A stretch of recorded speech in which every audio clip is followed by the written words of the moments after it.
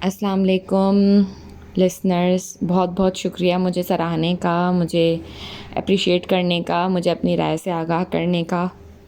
جو میرے غلطیاں ہوتی ہیں آپ مجھے بتاتے ہیں، اور مجھے بہت اچھا لگتا ہے جب آپ مجھے بتاتے ہیں کہ میری کیا غلطی ہے، میں کہاں غلط تھی، اور میں انشاء اللہ تعالیٰ امپروو کروں گی۔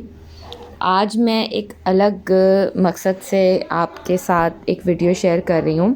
بیسکلی میرے گھر میں ایک کتاب پڑھی ہوئی تھی، یہ حضرت مولانا عبدالحی صاحب رحمۃ اللہ علیہ کی کتاب تھی۔ تو اس میں سے مجھے ایک بہت ہی نایاب وظیفہ ملا، تو مجھے لگا کہ مجھے آپ سب کے ساتھ شیئر کرنا چاہیے، کیونکہ ہم سب انسانوں کی زندگی میں بہت سارے مسائل ہوتے ہیں، کچھ ایسے ہوتے ہیں جو ہم کسی سے شیئر بھی نہیں کر سکتے، بہت پریشانیاں ہوتی ہیں۔ تو میں نے سوچا کہ میں آپ سب کے ساتھ وہ وظیفہ شیئر کروں، اور میں نے خود بھی وہ وظیفہ پڑھنا شروع کیا ہے، اور الحمدللہ مجھے اپنے ساتھ جو ہے وہ معاملات اچھے ہوتے ہوئے، بہتر ہوتے ہوئے نظر آ رہے ہیں۔ تو میں نے سوچا وائی ناٹ، میرے لسنرز کو بھی میں یہ ایک چھوٹی سی چیز بتا دیتی ہوں۔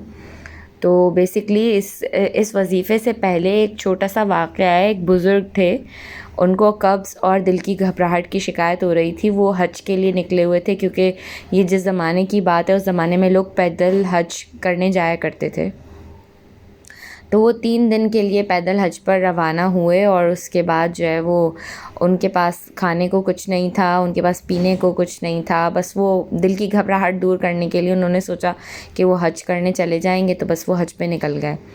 تو جب رستے میں 3 دن گزر گئے تو انہیں لگا کہ ان کا انتقال ہو جائے گا پیاس کی شدت سے، اور اس کے بعد جو ہے وہ بڑے پریشان ہوئے وہ، کیونکہ کوئی سایہ دار درخت بھی نہیں تھا۔ تو انہوں نے قبلہ رخ کر کے ایک جگہ وہ بیٹھے اور اللہ سے دعا کی کہ اللہ تعالیٰ آپ کے رستے میں نکلا ہوں، آپ میری مدد فرما دیں، اور یہ کہہ کر وہ سو گئے۔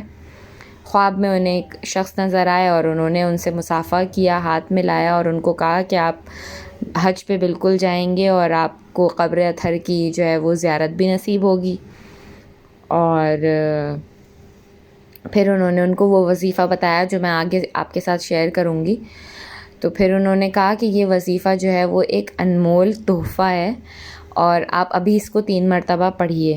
تو ان بزرگ نے اس وظیفے کو 3 دفعہ پڑھا، اور اس کے بعد جو ہے وہ ان کو سکون آیا، ان کو دلی اطمینان آیا۔ پھر انہوں نے کہا یہ وظیفہ نہ صرف دل کے سکون اور اطمینان کے، بلکہ زندگی میں جتنے بھی مسائل آتے ہیں، نوکری کے مسائل، شادی کے مسائل، کسی کے اوپر کوئی قانونی پیچ و خم ہو تو وہ مسائل، اور کسی کے ساتھ گھریلو بہت سارے مسائل ہوتے ہیں، ہر انسان کی زندگی میں کوئی نہ کوئی مسئلہ ہوتا ہی ہے۔ تو ان بزرگ نے کہا کہ آپ یہ مسئلہ ضرور پڑھیں، آپ یہ وظیفہ ضرور پڑھیں، انشاءاللہ آپ کو اس سے بہت فائدہ ہوگا، اور اللہ کی طرف سے آپ کے لیے ایک تحفہ ہے۔ تو ان بزرگ نے ان سے پوچھا کہ آپ کون ہیں؟ تو انہوں نے کہا کہ میں خضر ہوں۔ تو بیسکلی وہ حضرت خضر علیہ السلام ان کے خواب میں آئے، اور انہوں نے ان کو وہ وظیفہ بتایا۔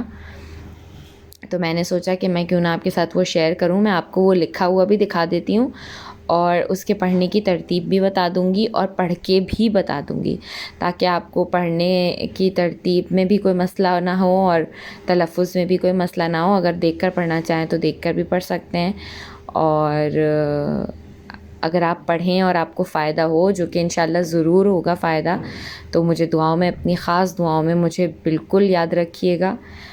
تو اب میں آپ کو وہ وظیفہ دکھاتی ہوں۔ جی، تو وظیفہ یہ ہے: یا لطیفاً بخلقہ یا علیماً بخلقہ یا خبیراً بخلقہ الطف بی یا لطیف یا علیم یا خبیر۔ یہ وظیفہ آپ چلتے پھرتے، اٹھتے بیٹھتے، وضو باوضو بھی پڑھ سکتے ہیں، اور جن مولانا صاحب کی کتاب ہے انہوں نے اس کی باقاعدہ اجازت بھی دی ہے۔ اور اس کے معنی ہیں کہ اے وہ پاک ذات جو اپنی مخلوق پر مہربان ہے، اپنی مخلوق کے حال کو جانتا ہے، ان کی ضروریات سے باخبر ہے، تو مجھ پر لطف و مہربانی فرما، اے لطیف، اے علیم، اے خبیر۔ پھر انہوں نے اس کے بعد اس وظیفے کی کچھ خاص تراکیب بتائی ہیں۔ چلتے پھرتے، اٹھتے بیٹھتے پڑھ تو سکتے ہیں، لیکن اس کا ایک خاص طریقہ یہ ہے کہ 3 دفعہ یا 7 دفعہ یا 11 مرتبہ آگے پیچھے درود ابراہیمی پڑھنا ہے اس وظیفے کے، اور ترتیب کچھ یوں ہوگی کہ 313 مرتبہ بھی پڑھ سکتے ہیں اور 21 مرتبہ بھی پڑھ سکتے ہیں، زیادہ سے زیادہ بھی پڑھ سکتے ہیں اور کم سے کم بھی پڑھ سکتے ہیں۔ تو آپ سب سے امید ہے کہ آپ کو اگر یہ وظیفہ سمجھ میں آئے تو آپ پڑھیں اور پڑھ کے اپنے ایکسپیرینسز میرے ساتھ شیئر کریں، کیونکہ مجھے اس سے بہت فائدہ ہوا ہے۔ یقین جانیں زندگی میں اتنے مسائل ہیں تو سب سے بڑھ کر دل کو سکون بہت ضروری ہے، اور وہی مل گیا ہے فی الحال تو۔ باقی دعاؤں کی درخواست ہے، اپنی رائے سے ضرور آگاہ کیجیے گا۔ السلام علیکم۔